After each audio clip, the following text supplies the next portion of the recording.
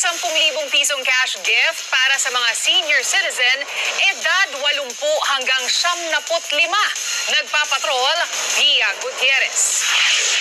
Senior citizens aged... Asahan na ang dagdag na benepisyo para sa mga senior citizen. Ito'y matapos pirmahan ni Pangulong Ferdinand Marcos Jr. ang Republic Act 11982 kaninang umaga sa Malacanang. Sa ilalim ng batas, makakakuha ng 10,000 pesos sa mga senior citizen pagtungtong nila simula sa edad na 80 at tuwing ika-5 taon hanggang sila'y mag-95.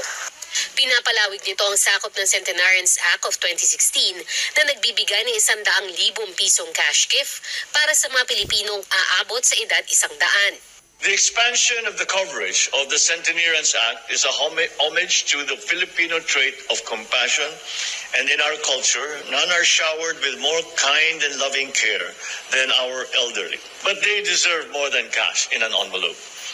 What they should get is the support infrastructure that every society owes to its graying population. Pero nilinaw ng National Commission on Senior Citizens na mabibigay lamang ang cash gift sa senior citizen sa mismong taon kung kailan sila tumapak sa edad na 80, 85, 90 at 95. So ang mag-80, mag-85, magna-90, magna-95, ngayong taon na ito ang makakatanggap. And ang measure noon is starting January to December.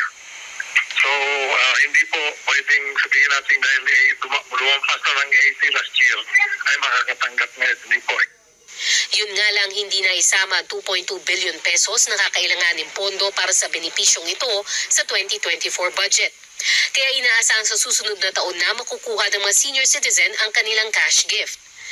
Ayon kay Senator Bong Revilla, principal author ng batas sa Senado, importanteng ngayon pa lang ay magpalista na sa National Commission on Senior Citizens para rito.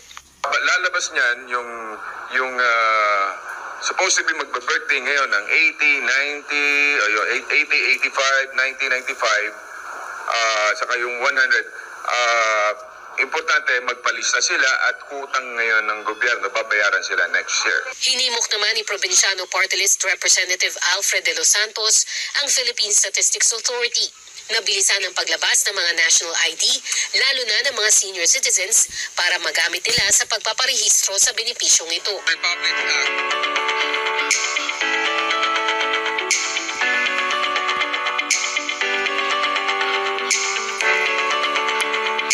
Mga senior citizens na nag-edad na ng 80, 85, 90, 95, magparehistro na.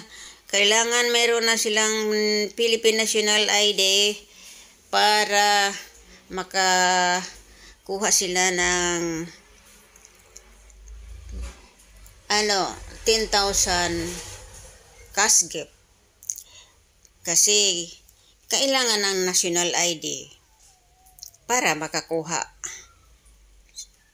Ay, siguraduhin nyo na meron na kayong mga national ID para sigurado kayo makakuha ng 10,000 cash gift every 5 years. 80 years old, 85 years old, 90, 95 years old. Yan lang guys. Hanggang dito na lang. Thank you for watching and don't forget to like and subscribe my channel. Comment, share, and like. Thank you.